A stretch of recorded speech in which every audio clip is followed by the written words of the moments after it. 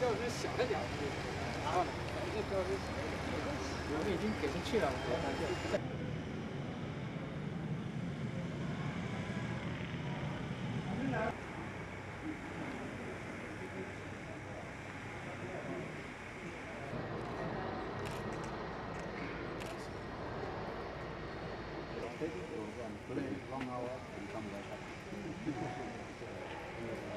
，Welcome to this handover ceremony of the Government of South Sudan with support from China Aid to WFP activities. And of course, most of you know me. My name is Thompson Piri. I'm WFP's communications officer here in South Sudan. Without further ado, allow me to invite Mr. Adnan Khan to give his welcome remarks. At this occasion, WFP is receiving with humility an in-kind donation of rice from governments of South Sudan and China.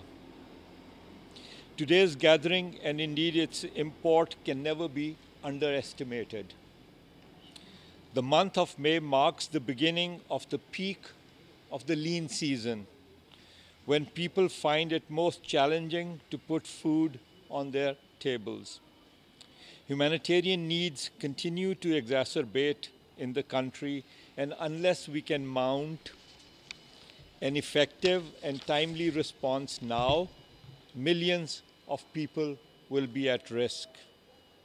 The Government of South Sudan's gesture, with support from China Aid towards ongoing relief efforts, is therefore as timely as it is crucial. With your support of some 2,048 metric tons of rice, WFP will be able to provide life-saving food assistance to some 136,000 people for 1 month. Please accept my profound thanks for this invaluable partnership. I take this opportunity to reiterate WFP's support in enabling South Sudan to achieve zero hunger. The World Food Programme stands ready to continue working with the Government of South Sudan and other partners such as the Government of China towards this goal. Allow me, by way of extension, to now invite Assistant Executive Director, Operations Services, Ms. Valerie Guneri, to address us. Opportunity to gather to celebrate the contribution of the Government of South Sudan and China Aid towards the people of South Sudan.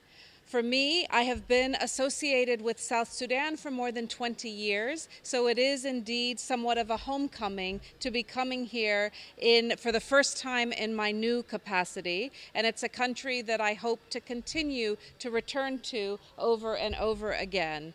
And we face difficult times in South Sudan. At the moment, more than 7 million people don't know where their next meal is coming from. And in that context, assistance schemes are absolutely critical to ensure that South Sudanese people receive the support that they require. So this kind of collaboration, a collaboration between the Government of South Sudan and China Aid, is one that provides essential support, but provides it in a very smart and engaging way for the people of South Sudan.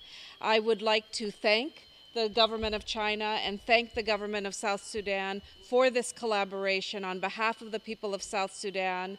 I also welcome the opportunity for the World Food Programme to participate as a partner in ensuring that this generous contribution reaches the targeted beneficiaries inside of South Sudan with essential food that they need to meet their nutritional and food security needs. We are currently looking for additional contributions that will allow us to most efficiently move the food to the vulnerable areas of the country. And we call upon all the donors who have generously supported WFP's efforts in South Sudan to continue to provide the support necessary for us to ensure that no child in South Sudan goes to bed hungry. Now to invite Excellency He Jiangdong to say 1, 2, or 3. Excellency. WFP has been doing a great job here in South Sudan.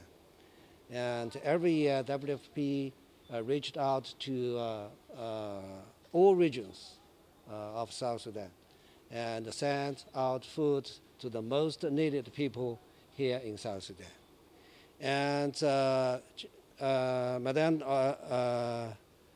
Gwaneri and Dr. Han just mentioned that in this country now more than 7 million people are suffering from lack of food. But I hope that South Sudan, because South Sudan is a country of a great potential in agriculture. Now the international community are standing behind the people of South Sudan to support the people of South Sudan. I think that I hope with the peace coming back to South Sudan and the stability coming back to South Sudan and the development and the prosperity coming back to South Sudanese people can stand on their own feet in food security. And in the long run, I hope that South Sudanese people can do the due contribution to the international community. That is because this is a country of a great potential in agriculture. You can do something in the future to save life and changing lives otherwhere in the world. I will now invite Dr. Manasseh Lomole-Waya, who is the chair of the Relief and Rehabilitation Commission in the Ministry of Humanitarian Affairs and Disaster Management. We want to register strong appreciation to World Food Programme that has had very strong working relationship with the people of South Sudan during bad times and during good times. During the most difficult time in the history of our country, World Food Programme stood with us. At this time, World Food Programme is standing with us, and we are grateful. There are many things that the RRC and World Food Programme are doing together for the people of South Sudan. We have the Northern Corridor, where food is brought from Sudan to the northern part of our country, and that is to Bahr el Ghazal, Unity, and Upper Nile areas. That food has been prepositioned and still continues to flow by road and by barges. And this is another one that is coming from here, given by the Chinese government and people, that will go to the people who are in dire need. World Food Programme also brings food from Ethiopia and from Uganda to meet the needs of our people. We are grateful. This is a great contribution that we must appreciate and register our gratitude, because it is meant to save lives and to provide for the needs of the people who are hungry.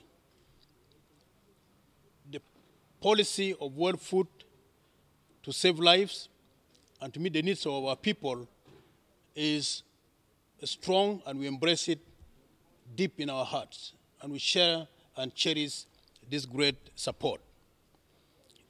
We are also grateful that World Food targets the most needy, and that is very important. And we try to follow this strategy even in our operations, that when we give out this food donated by the people of China, we made suggestions as to where it should go, to the most needy of our people.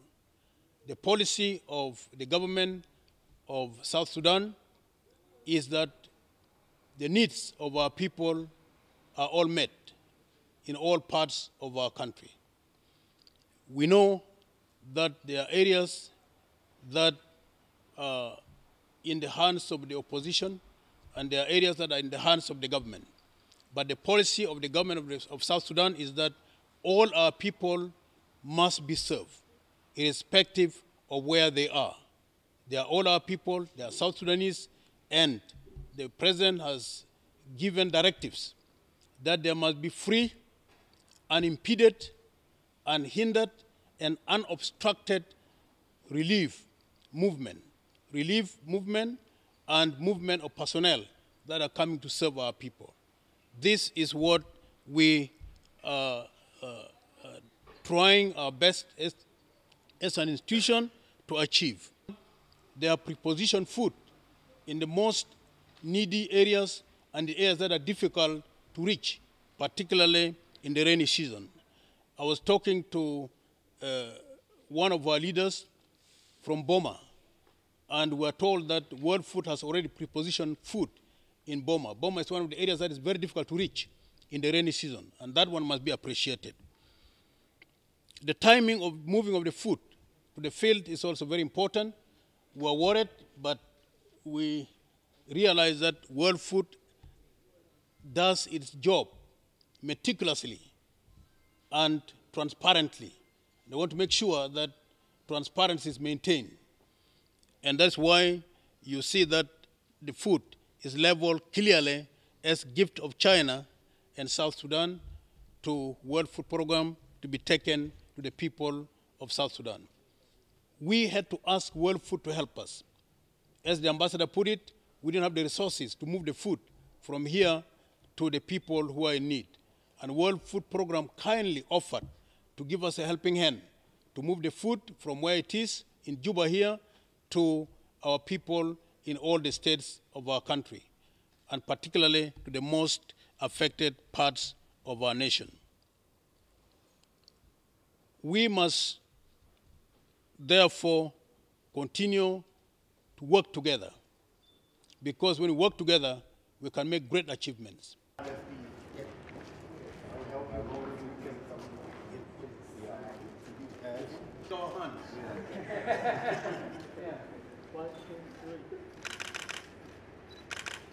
And this one?